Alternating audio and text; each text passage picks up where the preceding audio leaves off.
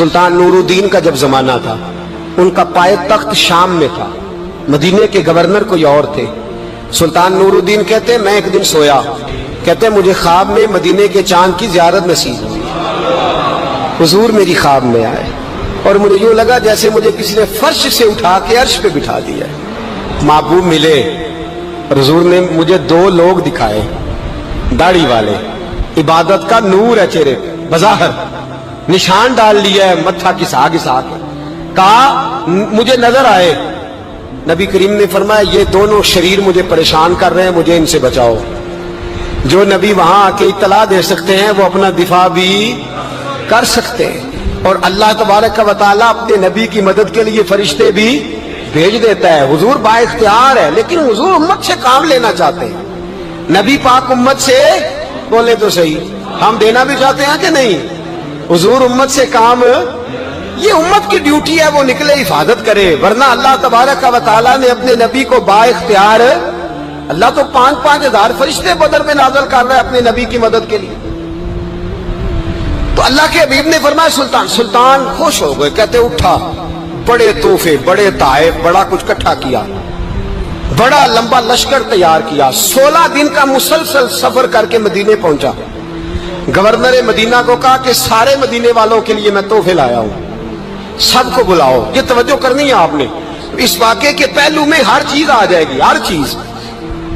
بلایا، سارے مدینے کے لوگ آئے تحفے لینے، سب کو تحفے دیے۔ سلطان نے پوچھا کو رہ تو نہیں گیا؟ انہوں نے کہا جی 2 حاجی نمازی رہ گئے۔ کون؟ 2 بہت بڑے مجاہد رہ گئے، بہت بڑے مجاہد، جہاد ہی جہاد، بہت بڑے سپہ سالار مجاہد 2 رہ گئے، حاجی نمازی پرہیزگار صوفی رہ گئے 2۔ کون سے؟ انہوں نے کہا کسی اور علاقے سے آئے ہیں، داڑھی بھی زیادہ ہے، سارا دن نماز پڑھتے ہیں، ساری رات جو ہے وہ عبادت میں رہتے ہیں، روزہ رکھتے ہیں، بس زور کے بعد حجرے سے نکلتے ہیں، صرف زور کے بعد۔ بڑے بولے بالے، بڑے اللہ والے۔ ریاض آپ کو بس میں نے وہ شعر پڑھنا چھوڑ دیا ہے، میرے ساتھی کہتے ہیں کہ کم پڑھا کریں، کچھ ساتھی کہتے ہیں نہیں اتنا نہیں ہونا چاہیے، لیکن بابا صاحب تو کہہ گئے نا، ان کو تو نہیں نا کوئی روک سکتا کہ آج بھی کیتی جاندے ہو تے لو بھی پیتی جاندے ہو، ہے نا جی؟ سب سے زیادہ آج بھی وہی کراتے ہیں، ٹریننگیں بھی سب سے زیادہ انہی کے پاس ہیں، لشکر بھی ان کے پاس ہے سب سے زیادہ، لیکن آج بھی کیتی جاندے ہو تے نال لوگ بھی پیتی جاندے ہو تے کھو کے مال یتیماں دا تے بھیج مسیتی جاندے ہو، پھٹ دلاں دے سیندے نہیں ایویں ٹوپیاں سیتی جاندے ہو، نفس تے چھری پھیر دے نہیں تے دمبے کیتی جاندے ہو، فرض بھلائی بیٹھے ہو، نفلاں نیتی جاندے ہو، دسو تے سی بلے نوے کی کچھ کیتی جاندے ہو۔ اتنا خطرناک منصوبہ، اتنا خطرناک۔ سلطان سے کہنے لگے جی وہ زور کے بعد نکلتے ہیں اجرے سے اور صدقہ خیرات کر کے پھر اجرے میں چلے جاتے ہیں۔ سلطان کہنے لگا ملاؤ تو صحیح۔ جو بندے گئے وہ بھی بڑے بادب گئے، کہا جناب آپ کو بلا رہے ہیں، اس لیے کہ مدرسہ ہی بہت بڑا ہے، ان کا طریقہ ہی بہت بڑا ہے، کیا بات ہے؟ بلا کے لائے۔ سلطان نے دیکھا تو سلطان کی آنکھیں کھل گئی، کہنے لگے یہ تو وہ 2 ہیں جو مجھے حضور نے خواب میں دکھائے ہیں۔ نبی پاک نے، یہ 400 سال پہلے مولانا علی قاری لکھ رہے ہیں، یہ تو حضور نے مجھے خواب میں دکھائے، یہ تو وہ ہے۔ اللہ اکبر۔ میں اکثر کہتا ہوں ہمارا کسی کے ساتھ کوئی ذاتی جھگڑا نہیں، اللہ جانتا ہے، بڑی جلدی مر جانا ہے۔ ہاں کچھ لوگ زیادتی کرتے ہیں دین کے معاملات، میری سرکار کے بارے میں زیادتی کرتے ہیں تو ان سے دل بھر جاتا ہے، ان سے تکلیف پہنچتی ہے، ان سے اذیت ہوتی ہے، ورنہ خون کے آنسو دل روتا ہے۔ امت کو ایک ہونا چاہیے، امت کو، لیکن امت اس وقت ایک ہوگی جب نبی پاک کے گنبد کے سائے میں ایک ہوگی، جب رسول اللہ کے گنبد کی ہریالی میں امت ایک ہوگی۔ میرے حبیب پاک علیہ السلام، یہ تو 2 مجھے حضور نے دکھائے ہیں۔ سلطان کہنے لگا باندھو ذرا کس کے انہیں، ان کے گھر کی تلاشی لینی ہے۔ ان کو باندھ کے سلطان گھر گئے تو گھر کے اندر کچھ بھی نہیں، بس صدقہ خیرات کا سامان ہے، قرآن پاک ہے، کتابیں ہیں، تفسیریں۔ جب اٹھائی نا چٹائی تو نیچے سرنگ نکلی ہوئی ہے، جب اس کے اندر لوگ گئے تو وہ سرنگ حضور کے روزے تک پہنچی ہوئی ہے۔ وہ کس ارادے سے آئے؟ سلطان نے جا کے تلوار تھامی، کہا تمہاری گردنیں اڑا دوں گا، بتاؤ کیسے آئے ہو؟ تو انہوں نے کہا ہم تو عیسائی ہیں، ہمیں عیسائیوں نے بھیجا ہے۔ اور ہم اس ارادے سے آئے ہیں کہ ہم حضور کے جسم اقدس کو نکالیں گے، کسی اور جگہ لے جائیں گے۔ سلطان نے بات سنی تو چیخ نکلی، اللہ اکبر کا۔ اس نے کہا عیسائیوں نے کیا سمجھا ہے رسول اللہ کے غلام مر گئے؟ تم نے کیا سمجھا ہے نعرہ رسالت کی آواز کمزور ہو گئی ہے؟ تم نے کیا سمجھا ہے درود و سلام کے سوتے خشک ہو گئے ہیں؟ تم نے کیا سمجھا ہے مدینے پر جان دینے والے کوئی نہیں؟ آپ نے فرمایا سازش کرتے ہو بے ایمانو، اندر چھپ کے وار کرتے ہو، طاقت ہے تو سامنے آؤ۔ مسلمانوں کا ایک ایک بچہ مدینے کی حرمت پر قربان ہو جائے گا، مدینہ منورہ کی حرمت پر مسلمان اپنی دھجیاں بکھیر دیں گے، اولادیں قربان کر دیں گے، لیکن کسی کافر کو بھی رسول اللہ کی بے ادبی کی اجازت کبھی نہیں دیں گے۔ سلطان نے پکڑا، قتل کیا، پھر سلطان نے ان کو کاٹا، آگ میں جلایا اور فرمایا مسلمانوں، ہر حاجی نمازی دیکھ کر، ہر دعوت دینے والا دیکھ کر ادھر بفر نہ جایا کرو، پہلے دیکھ لیا کرو اس کے سینے میں مصطفیٰ کا پیار بھی ہے کہ نہیں، اس کی باتوں سے عشق رسول کی خوشبو بھی آتی ہے کہ نہیں، اس کا لب و لہجہ نبی پاک کی ادب والا بھی ہے کہ نہیں، اس کے انداز، اس کے اعتبار رسول اللہ کا پیار بھی بتلاتے ہیں کہ نہیں۔ میں بلبل خوش لہجہ گلزار نبی ہوں، میٹھی میری باتیں ہیں کیونکہ نمک خار نبی ہوں۔ دیکھو دیکھو یہ رسول اللہ صلی اللہ علیہ وسلم کا فرما بردار۔ ایک اور بھی سازش ہوئی رافضیوں نے کی، انہوں نے بھی 2 بندے ایک دفعہ بھیجے تھے، وہ بھی کھودنے لگے، کدھر آئے ہو؟ پکڑے گئے تو کہنے لگے حضرت ابو بکر حضرت عمر کا جسم نکالنے آئے تھے، معاذ اللہ تعالی، لیکن میرے رسول نے یہ حرکت بھی کرنے کی اجازت نہ دی۔ سلطان نور الدین کہتے ہیں یہ کام کر کے جب میں واپس لوٹا، جا کے سویا تو مجھے پھر حضور کی زیارت نصیب ہوئی، مجھے مدینے والے محبوب کا پھر دیدار نصیب ہوا۔ حضور خواب میں آئے، فرمایا حبیب نے بتایا کچھ نہیں، بولے کچھ نہیں، بس مجھے دیکھتے جاتے تھے اور مسکراتے جاتے تھے۔ سلطان نے چاروں جانب کھدوا کے نا خندق، اس میں سیسا ڈلوا دیا، دیواریں پکی کرا دی، کوئی کھودنا بھی چاہے تو پہنچ نہ سکے۔ کہتے ہیں حضور دیکھتے جاتے، مسکراتے جاتے، اور جب میرے نبی میری طرف دیکھ کے مسکراتے تو مجھے یوں لگتا اللہ نے میرے لیے جنت کے سارے دروازے کھول دیے۔ مجھے یوں لگا جیسے جنت کی حوریں مجھے سلامی دینے آئی، مجھے یوں لگا جیسے فرشتے جھونک آئے ہیں اور مجھے کہتے ہیں کیا تیرا مقدر ہے، کیا تیرا نصیبہ ہے، کیا تیری بات ہے۔ صلاح الدین ایوبی، مسلمانوں پہ ظلم ہوا، فلسطین میں آگ لگی اور پورے فلسطین کی گلیاں خون سے بھر گئیں۔ ایک دن کے اندر 70,000 مسلمان قتل ہوا۔ گھوڑوں سے سڑکوں پہ چلا نہیں جاتا تھا، گھوڑے پھسلتے تھے، اتنا خون تھا، اور کچی سڑکیں تھی، اتنا خون تھا، پہلے کچی زمین نے خون پیا، پھر خون اس سے باہر آیا، پھر بھی اتنا 70,000 آدمی قتل ہوا۔ صلاح الدین ایوبی کون تھے؟ میرے غوث اعظم جیلانی کے مدرسے کے طالب علم تھے۔ جامعہ نظامیہ مدرسہ، یہ مدرسے ہیں جنہوں نے دین کے مجاہد پیدا کیے، مدارس ہیں جنہوں نے دین کے مجاہد پیدا کر کے پوری دنیا کے اندر پھیلائے ہیں۔ مدارس کے اندر دہشت گردی آئی، میں اختلاف نہیں کرتا، لیکن ابھی بھی مدرسے ہیں جن مدرسوں سے رسول اللہ کے دین کا سچا درس دیا جاتا ہے، امن، پیار اور محبت کی فضا کو عام کیا جاتا ہے وہ مدارس، اور انشاءاللہ قیامت کی صبح تک وہ مدرسے قائم رہیں گے۔ صلاح الدین ایوبی مدرسے کے طالب علم ہے، مدرسے کا، لیکن مدرسہ اس کا تھا جو ساتھ درویش بھی تھا۔ صلاح الدین ایوبی اکیلا اپنے دوستوں سے کہنے لگا مسلمانوں کی مدد چند سالوں میں نکلو مدد کریں۔ انہوں نے کہا تیرے نکلنے سے کیا ہوگا؟ کہنے لگا میں نے نہیں نکلنا، میرے اللہ نے میری مدد کرنی ہے، میرے اللہ نے میری اٹھ باندھ کمر، کیا ڈرتا ہے پھر دیکھ خدا کیا کرتا ہے، اور میں مجھے نکلنے دے، اللہ میری مدد کرے گا۔ تھوڑا تھوڑا کر کے فوج جمع کی، کوشش کی، چند سالوں کے بعد اسی جگہ جہاں مسلمانوں کا خون بہا تھا اللہ نے اسلام کا جھنڈا پھر سے بلند کر دیا۔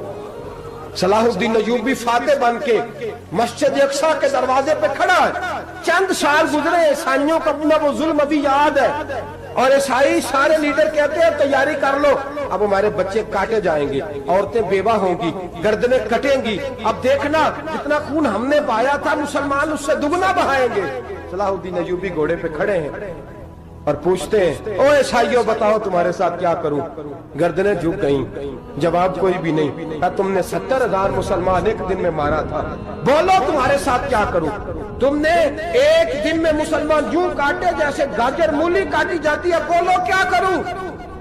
عیسائی کہنے لگے ہمیں اپنے ظلم یاد ہے، تشدد یاد ہے، بربریت یاد ہے، تو بہتر جانتا ہے تو نے کیا کرنا ہے۔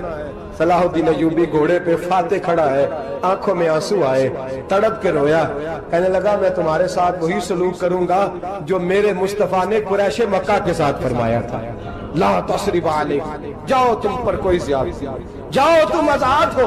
اس نے کہا تو کر کیا رہا ہے؟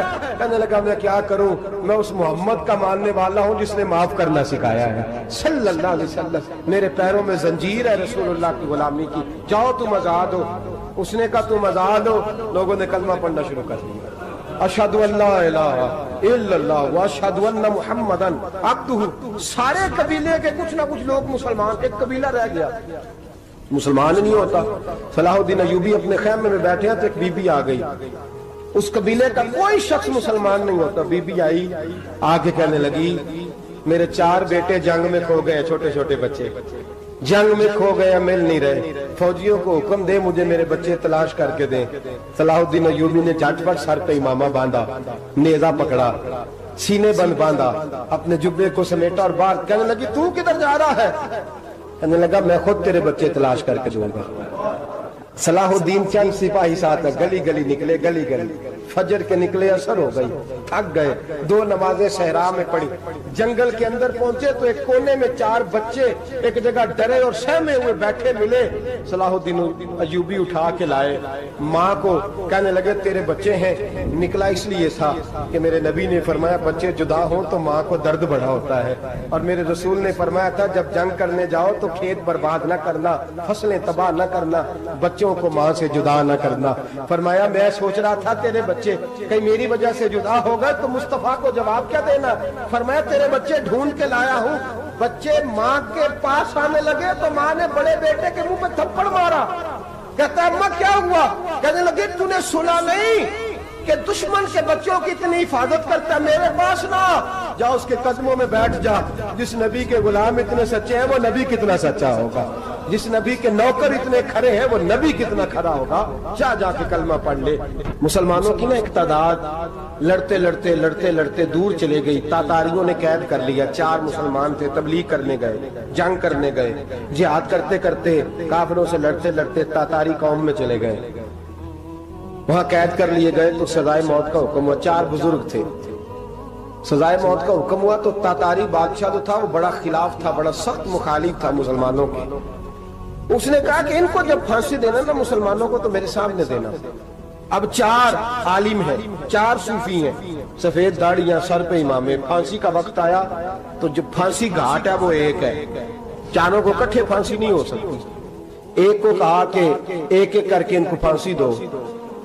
جب پھانسی کا وقت آیا نا تو جو سب سے پیچھے صوفی تھے وہ دوڑ کے آگے آئے، کہنے لگے بادشاہ پہلی باری میری لگا پہلی۔ اب بادشاہ نے کہا ٹھیک ہے اسے لٹکا دو۔ وہ قریب آئے تو دوسرے دوڑ آئے، کہنے لگے نہیں پہلی باری میں نے زیادہ کافر قتل کیے، میرا بڑا جرم ہے، مجھے پہلے سزا دو۔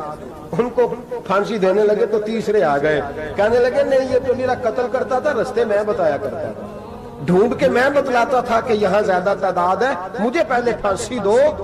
تیسرے کے ساتھ بات ہو رہی تھی تو چوتھا دوڑا آیا، کہنے لگا یہ رستے بتاتا تھا، یہ تبلیغ کرتا تھا، یہ سارا کچھ کرتا تھا، لیکن کہا یہ کہتے تھے چلو واپس چلتے ہیں، میں جانے نہیں دیتا تھا، میں کہتا تھا اور کافر مارنے اور علاقے فتح کرنے، میرا جرم بڑا ہے، مجھے پہلے پھانسی دو۔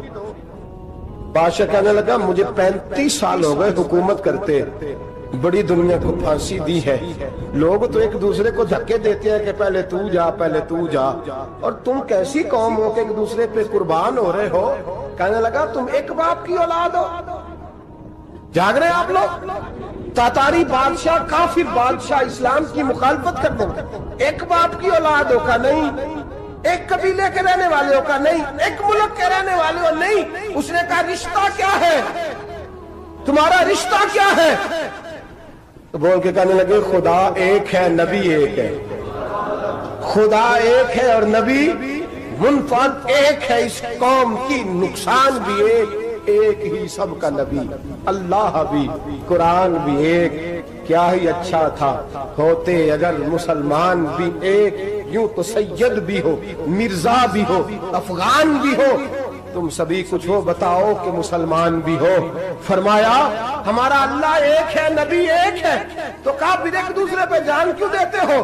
فرمایا ہمارے نبی نے ہمیں بھائی بھائی بنا دیا ہے، بھائی کا دل نہیں کرتا اس کی آنکھوں کے سامنے بھائی چلا جائے، ہمارا دل نہیں کرتا پہلے مجھے دے پہلے مجھے دے۔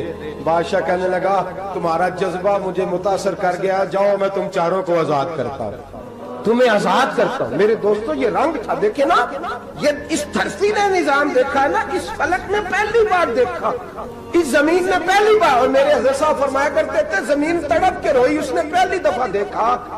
احد کا میدان ہے، 3 صحابہ تپتی ہوئی زمین پہ زخموں سے چور چور پڑے ہیں۔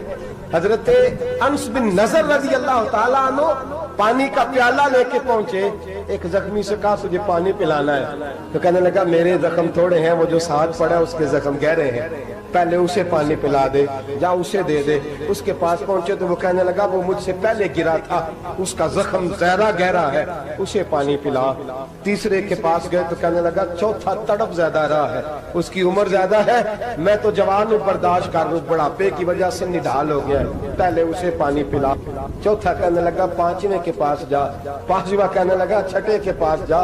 حضرت انس بن نضر کہتے میں رو پڑا، میں نے کہا محمد کے غلاموں، رسول نے تمہیں کیسا جذبہ دے دیا ہے، زبانیں پیاس سے باہر ہے لیکن تمہاری اخوت مرتے دم تک قائم ہے۔ کہتے میں 7ویں کے پاس گیا تو کہنے لگا اگر 6 قربانی دے سکتے ہیں تو مجھے خود غرض نہ سمجھ، میں نے نہیں پانی پینا، جا پہلے کے پاس لے جا۔ کہتے میں پہلے کے پاس آیا تو روح پرواز کر گئی، دوسرے کے پاس آیا تو روح پرواز کر گئی، میں 7ویں تک آیا تو انتقال کر گئے۔ کہتے ہیں پانی کا پیالہ میں نے اٹھایا اور میں نے زمین پہ رکھا تو میں نے کہا پانی گوا رہنا، محمد کے غلام مر تو جاتے ہیں پر ایک دوسرے کا خیال بڑا رکھا کرتے ہیں، گوا رہنا یہ مر جایا کرتے لیکن ایک دوسرے کا درد۔ میرے دوستو لٹا ہوا برما، روتے ہوئے مسلمان، سسکیاں اور آہیں لیتی ہوئی مائیں پوچھتی ہیں اے خاصا اے خاصان رسول، وقت دعا ہے، امت پہ تیری آ کے عجب وقت پڑا ہے۔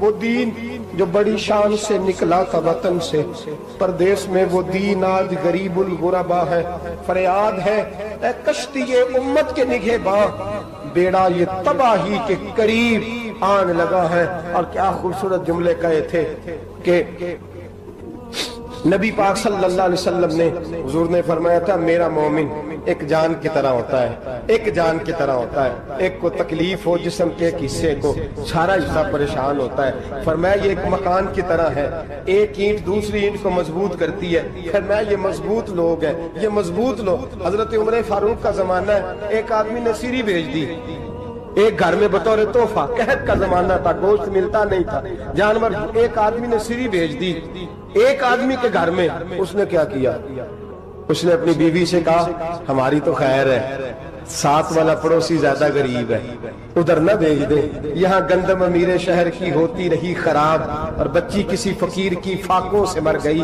کہا ساتھ والے پڑوسی کے گھر سے میں کئی دنوں سے بھوک کی آوازیں، وہاں بھیج دے۔ اس کے گھر گئی تو اس کی بیوی شوہر کو مشورہ دیتی ہے، کہتی ہے میرے بچے تو دلیر ہے، ساتھ والے کے چھوٹے ہیں، وہ گزارا نہیں، ادھر نہ بھیج دے۔ ادھر گئی، ایک روایت ہے 7 گھر، ایک روایت ہے 21 گھر، 21 گھروں میں گھومتی ہوئی وہ سری پھر پہلے کے گھر میں آ گئی، اور پہلا صحابی کہنے لگا صرف تو نے ہی محمد کا کلمہ نہیں پڑھا، باقی 20 نے بھی پڑھا ہوا ہے، صرف تو نے ہی رسول اللہ سے یہ درس نہیں لیا، باقیوں نے بھی لیا ہے، اور صرف تیرے اندر ہی جذبہ اظہار نہیں، تو ہی صرف مسلمانوں سے پیار نہیں کرتی، سارے ہی پیار کرتے ہیں۔ وہ سری پھر آ گئی ہے، اب کیا کرنا ہے، اب کیا کرنا ہے؟ تو امام نبوی نے لکھا ہے، وہ کہنے لگی کرنا کیا ہے، پکاؤں گی میں اور کھائیں گے 21 گھر، پھر بھی اکیلے نہیں کھائیں گے، پکاؤں گی میں اور کھائیں گے 21 گھروں کے مطابق شوربہ پکا، اور پھر برتن میں ڈال کے وہ بی بی ایک ایک گھر کا دروازہ کھٹکھٹاتی ہے، کہتی ہے مصطفیٰ کے غلاموں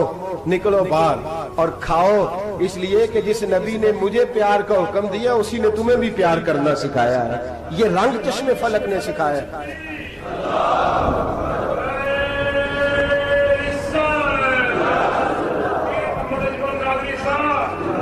آپ کی بڑی مہربانی, زندہ باد وہی ہے جس کو اللہ رسول زندہ باد فرمائے, بڑی مہربانی, اللہ جزا دے. بنو قریظہ اور بنو نذیر دو محلے تھے یہودیوں کے. یہودیوں نے بڑی عہد شکنی کی تو نبی پاک صلی اللہ علیہ وسلم نے ان کو بے دخل کر دیا, مدینے سے نکال دیا, مدینہ منورہ سے. یہودی نکل گئے مدینہ طیبہ سے, تو جب وہ نکل کے جا رہے تھے تو ان کے مکان, ان کے باغ, ان کی جائیدادیں بچ گئیں. نبی پاک علیہ السلام نے انصار مدینہ کو پہلے بلایا. جاگ رہے ہیں نا آپ لوگ؟ پیسے آتے کسی کو برے لگتے ہیں, اب تو یہ بھی حلال حرام کی تمیز بھی اٹھتی جا رہی ہے. جائیداد, باغ, مال, علاقہ خالی ہوا ہے, وہ چلے گئے اور لوگ تو ڈھونڈتے پھرتے ہیں. اللہ خیر فرمائے, شاملہ ہر جگہ ملتی نہیں اب شہروں میں, وہ کس کس نے نام کرا لی, کدھر گئی ہے کوئی خبر ہی نہیں, خالی جگہ پڑی ہے. میرے نبی پاک علیہ السلام نے پہلے انصار مدینہ کو بلایا. حضور نے فرمایا, انصاریوں بہت بڑی جائیدادیں یہودیوں کی, بنو نذیر اور بنو قریظہ محلے خالی ہو گئے, میرا دل کرتا ہے وہ تمہیں دے دوں, اس لیے کہ تم نے اپنے مہاجر بھائیوں کے ساتھ بڑا تعاون کیا, جائیدادیں تم نے دے دی ہیں, مکانات دے دیے ہیں, بڑا کچھ تم نے دیا ہے, میرا دل کرتا ہے وہ تمہارے نام کر دوں. تو انصار مدینہ کیا کہنے لگے یا رسول اللہ, دے تو ہم نے دیا ہے پر وہ بیچارے جھچکتے ہی رہتے ہیں, وہ جھچکتے ہی رہتے ہیں, کھول کے ہماری چیزیں استعمال نہیں کرتے. تو حضور ہم تو پہلے ہی انصار ہیں, ہمارے پاس بڑا کچھ ہے, آپ مہربانی فرمائیں وہ سارا کچھ مہاجروں کو دے دے, مہاجرین کو ہمیں نہیں چاہیے. اب چلے گئے بات کر کے, میرے حبیب پاک نے مہاجروں کو بلا لیا. فرمایا بنو نذیر اور بنو قریظہ قبیلے کی جائیدادیں آئی ہیں, تمہارے پاس بظاہر جو چیزیں ہیں بھی وہ بھی انصار مدینہ کی ہیں, تو میرا یہ خیال ہے کہ وہ سارا کچھ تمہیں دے دیا جائے. ابو بکر صدیق رضی اللہ تعالیٰ عنہ کہنے لگے یا رسول اللہ صلی اللہ علیہ وسلم, ہمارے انصار بھائیوں نے ہمارے لیے دل تک کھول دیے ہیں حضور, انہوں نے ہر چیز بانٹ کے ہمارے سامنے رکھ دی ہے, ہم اتنے خرد غرض ہے کہ سارا کچھ لپیٹ جائیں. کہ حضور ہمارے پاس جو مکان ہے وہ ہے, ہم کاروبار کر رہے ہیں, تجارتیں کر رہے ہیں, مزدوریاں کر رہے ہیں, ہم انشاءاللہ اور بنا دیں گے, آپ یہ ہماری طرف سے ہمارے انصار بھائیوں کو گفٹ کر دیں, آپ انہیں دے دیں. میرے حبیب کی آنکھوں میں آنسو آ گئے, میرے نبی پاک علیہ السلام رو پڑے. یا رسول اللہ آپ کیوں روتے ہیں؟ فرمایا تمہارا یہ بھائی چارہ قائم رہا تو اللہ اسلام کو بڑی قوتیں عطا فرمائے گا, اللہ طاقتیں دے گا اسلام کو, اگر تمہارا یہ رنگ قائم رہا, یہ انداز. میرے غلاموں تمہارے یہ طور طریقے, ایک بھائی کہتا ہے دوسرے کو, دوسرا کہتا ہے تیسرے کو. عرض یہ کرنے جا رہا تھا کہ رسول کریم صلی اللہ علیہ وسلم نے یہ پیغام دیا امت کو. فرمایا دیکھیں نا کتنے بڑے لفظ ہیں, یہ نہیں فرمایا دوزخ میں جائے گا, یہ نہیں فرمایا کہ اسے جہنم کی سزا ملے گی. میرے نبی نے فرمایا میں اسے مومن مانتا ہی نہیں, میں اسے مسلمان اپنا مانتا ہی نہیں. حضور کسے؟ فرمایا جو پیٹ بھر کے کھاتا ہے اور اس کا ہمسایہ بھوکا سو جاتا ہے, میں مومن ہی نہیں مانتا. سزا تو تب ملے گی نا کہ جب میں کسی سزا کا اعلان کروں, میں مانتا ہی نہیں, وہ میرا ہے ہی نہیں, خود پیٹ بھر کے کھا رہا ہے, ہمسایہ اس کا بھوکا, میں نہیں مانتا. انما المؤمنون اخوہ, مومن بھائی بھائی, میں مانتا ہی نہیں اسے. اور میرے حبیب پاک اتنے بڑے لفظ حدیث میں اور کہیں نہیں ملیں گے, آپ کو اتنے بڑے جملے کہیں نہیں ملیں گے. میرے نبی پاک نے فرمایا اللہ کہے گا قیامت کے دن, کون؟ اتنے بڑے لفظ حدیثوں میں ملتے نہیں جتنے یہ ہیں. حضور نے فرمایا رب فرمائے گا بندے سے کہ میں تیرے پڑوس میں بھوکا تھا, تو نے مجھے روٹی کیوں نہیں کھلائی؟ کون کہہ رہا ہے؟ اللہ کہہ, میں بھوکا تھا تو نے روٹی نہیں دی, میں ننگا تھا تو نے کپڑا نہیں دیا, میں پیاسا تھا تو نے پانی نہیں پلایا, میں بیمار تھا تو تیمارداری.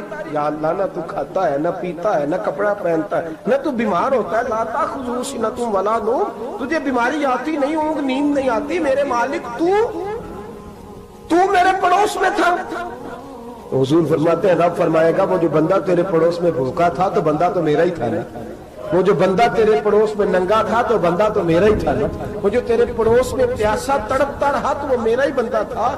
تو دوائی لینے جائے تو بڑے اسپتال میں اور اس بیچارے کو 20 روپے پرچی کے لیے میسر نہ آئے تو میرا ہی بندہ تھا. میرے دوست خیال کر اور یاد رکھ, یہ جو ہمسائے ممالک میں ظلم ہوتے ہیں, زیادتیاں ہوتی ہیں, ہمارے گھر کا پنکھا اچھا چلتا ہے, ہم جلوس اس وقت نکالتے ہیں جب ہماری لائٹ بند ہوتی ہے, ہم جلوس اس وقت نکالتے ہیں جب ہمارا ایس ایچ او ہمیں تنگ کرتا ہے, ہم اس وقت درد محسوس کرتے ہیں جب ہمارے گھر تک آگ آ جاتی ہے. یہ جو باہر آگ جل رہی ہے یہ تیرے گھر بھی آ سکتی ہے. یہ جو باہر فساد ہو رہا ہے یہ تیرے دروازے تک آ سکتا ہے. میرے رسول پاک نے ایک جان، مسلمان کو ایک جان قرار دیا. مجھے بتائیے انگلی کو کٹ لگ جائے، مسلمان ایک جان ہے نا، انگلی کو لگ جائے کٹ، دماغ کہتا ہے میں نے نہیں سوچنا اس کے بارے میں نے اس کے درد کو محسوس ہی نہیں کرنا. انگلی کی درد ہے، انگلی جانے اس کا کام جانے. ایسے ہی ہوتا ہے نا. بولے پیروں سے کہتے ہیں، انگلی کہتی ہے چل ڈاکٹر کے پاس، پیر کہتے ہیں نہیں میں نے نہیں جانا، انگلی کا کام ہے انگلی جائے. ایسے ہی ہے نا. دل سے کہتے ہیں تو تڑپ تھوڑا سا، انگلی کو درد ہے، کہتے میں تو تڑپوں، انگلی کا معاملہ انگلی جانے اس کا کام جانے. ٹیلی فون کرنا ہے ڈاکٹر صاحب کا پتہ کرنا ہے تو کان کہتے ہیں میں نے نہیں بات سننی ڈاکٹر صاحب کی، زبان کہتی ہے میں نے نہیں بولنا، انگلی جانے. ایسا ہوتا ہے. پیر احتجاج کرتے کہ میں نے ڈاکٹر کے پاس، میں کیوں چکر کھاتا پھروں ڈاکٹر کی دکان کی، انگلی کو درد ہے انگلی جانے. ایسا ہوتا ہے بھئی. میرے رسول پاک نے فرمایا مسلمان ایک جان ہے. تو درد برما کے مسلمانوں کو ہو رہا ہے تو پاکستانی کہہ رہے ہیں کوئی بات نہیں، وہ جانے ان کا کام جانے. ایک جان ہے نا. درد ہونا چاہیے، تکلیف ہونا چاہیے. پھٹے پہ باتیں ہوتی ہیں اس موضوع پہ، اسمبلی پہ گفتگو ہوئی ہے اس موضوع پہ، آپ کی صوبائی اسمبلیاں اس موضوع پہ بولی ہیں، آپ کے کونسل اس موضوع پہ بولے. ہم تو اپنی اپنی سیاستیں، اپنے اپنے تماشے، اپنے اپنے چکروں میں لگے ہوئے. وہ دریا کے اندر سسکتے مسلمان، بنگالی کہتے ہیں ہمارے نہیں، برمی کہتے ہیں ہمارے نہیں، پاکستانی کہتے ہیں ہمارے نہیں، ترکی کہتے ہیں وہ کس کے ہیں؟ وہ کس کے ہیں؟ وہ اللہ کے بندے ہیں، محمد عربی کے غلام ہیں صلی اللہ علیہ وسلم. لیکن میرے دوستو کیا ہمیں کیا غرض ہے؟ وہ جانے ان کا کام جانے. یہ جب تیرے پیروں تک آگ آئے گی پھر تجھے پتا چلے گا یہ بڑی سخت آگ ہے. آج جس کافر نے برما پر عرصہ دراز تنگ کیا، مسلمان تھوڑے تھوڑے مفاد لینے کی خاطر نا، بنو عباس اور بنو امیہ کی جنگ چل رہی تھی. بنو عباس جو تھے وہ غالب آ گئے، بنو امیہ جو تھے ان کی حکومت ختم ہو گئی. تو عیسائیوں نے بنو امیہ سے کہا کہ ہم تمہارے ساتھ تعاون کرتے ہیں، ہم تمہارے ساتھ تعاون کرتے ہیں اور بنو عباس پہ غلبہ پا کے تمہیں حکومت دلاتے ہیں. بنو امیہ بڑی جدوجہد کر رہے تھے بادشاہی کے لیے، لیکن انہوں نے کہا کہ ہم لڑ رہے ہیں، کوشش کر رہے ہیں، لیکن ہمیں کسی کافر کی مدد کی ضرورت نہیں. ہم جتنا مرضی لڑیں لیکن کافروں کے ہاتھوں بنو عباس کو مروانے کو ہم تیار نہیں ہیں. میں خبردار، تمہارا آپس کا معاملہ ہے، ہم خود نمٹ لیں گے، تمہیں اجازت نہیں دیتے تم اندر کودو اور کود کر کے تم فسادات پیدا کرو اور مسلمانوں کے اندر تقسیم کرو. میرے دوستو مسلمان کو سوچنا چاہیے، سوچ بڑی رکھنی چاہیے.